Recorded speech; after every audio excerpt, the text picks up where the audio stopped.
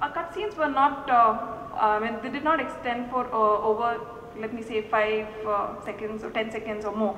We just wanted to have nice scenes which would allow the user to look at different visual aspects of the game. You know, we had put in a lot of effort into the art. And we never realized that, you know, the end user was kind of getting, would be getting a little anxious to move forward. Again, a good beta feedback that we received from the end users, and we put in the skip feature wherein the, you know, our end users could skip the cutscenes and move forward a little faster in the game.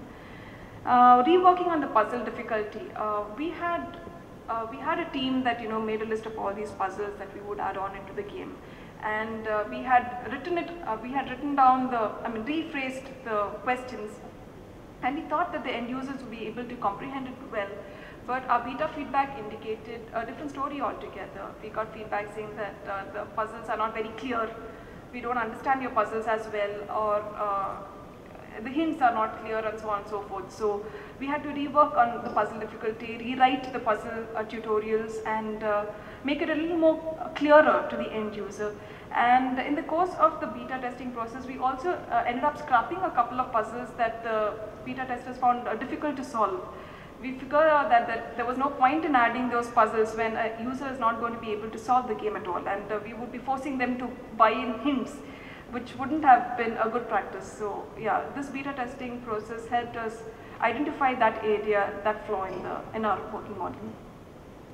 Finally, there was something to do with a flywheel. We had, when we came into the puzzle area, we had a unique mechanism to introduce the menus.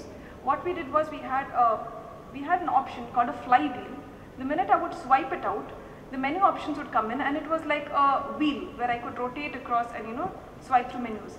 At that point in time, we never realized that there would be a little chunky users, you know, people with chunky fingers trying to access our menu structure. And in the iPhone, there is not much of real estate, so, you know, you have buttons pretty close, and the flywheel, when they were trying to swipe it out, some other menu element, menu item would have been invoked.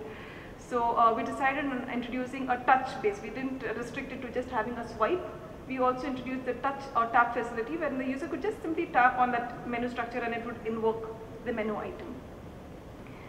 Another thing that went right for us was working on pre-release trailers. One of the trailers I put forward across to you, and that was one of the first times we designed a trailer in-house. So that is another aspect that we normally tend to outsource, but we did that work in-house as well, and it really helped us. For one, it helped us showcase our game better when we were not yet done with the entire production. Secondly, when we were trying to demo our game to our probable publishers, it came in handy. So that was another thing that really worked well for us.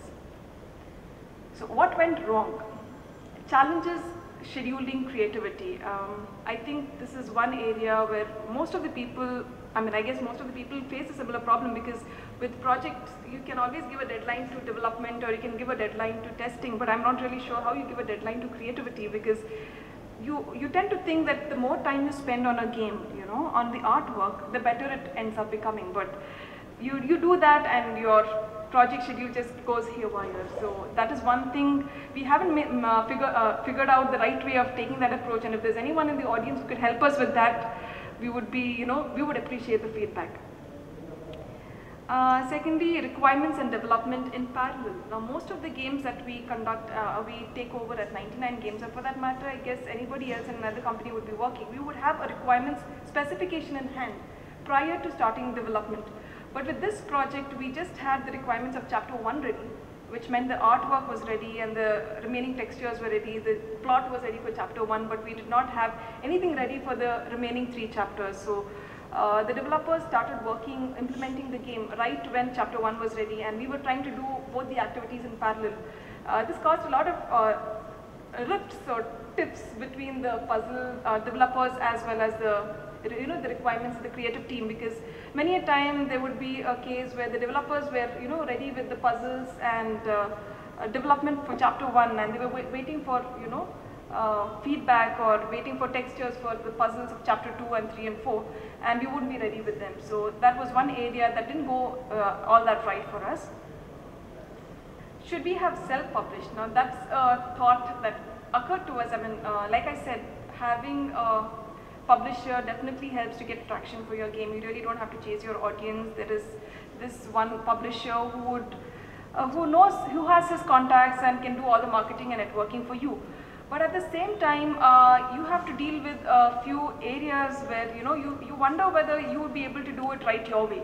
So some of the issues we faced with publishing it externally were ad hoc profile related issues. For those who know how you work on developing a game on the iPhone and iPad, there is something called profile, an ad hoc profile and a developer profile. I'm not really sure how many of you work on the iPhone space, but I would just like to give you an idea.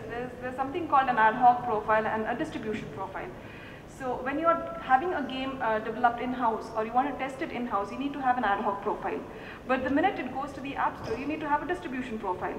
Now what was happening in our case was every ad hoc profile allows you to have a certain number of device IDs added to your profile. I think the number is 100. So our external publishers, Chilingo, did not have space for additional devices to be added. So they ran short of device space for their profiles, and we ran out of device space for our profiles. So what was happening was our developers or our design testers were testing the game with our profile, and we would pass it on to the publisher, and they would test it using their profile, and they would identify a few flaws in the game or a few bugs in the game that we couldn't identify. So we spent a lot of time, having conference calls and sending emails across, just to identify what the problem was. And that took a lot of our time. Secondly, DLC ID activation issue. Our game had downloadable content, which meant we had to have a set of DLC IDs that had to be approved by Apple. Apparently, our external customers were working, external publishers were working with DLCs for the first time. This was their first experience of working with DLCs, and they forgot to, have the DLC IDs approved by Apple. Hence, when we went out with our first release, we did not have the DLCs working. We had that option. People could click on a DLC to purchase something, but nothing would happen because that ID was just not approved. And we figured that later on, and we had to send an update. We had to roll out an update to fix that problem. Factoring for Crystal SDK. For those who do not know, Crystal is a community forum that Chilingo maintains, something on the lines of Game Center or Xbox Live, if I may say so. They allow you to, have a leaderboard and achievements and those kind of concepts introduced into your features introduced into your game. And we were new to the Crystal SDK, so we had to factor for that learning time as well. We had to understand that SDK and then implement it, and then it went through that whole route again. So we hadn't factored for that time when we had planned our initial project schedule. And working with different time zones, that again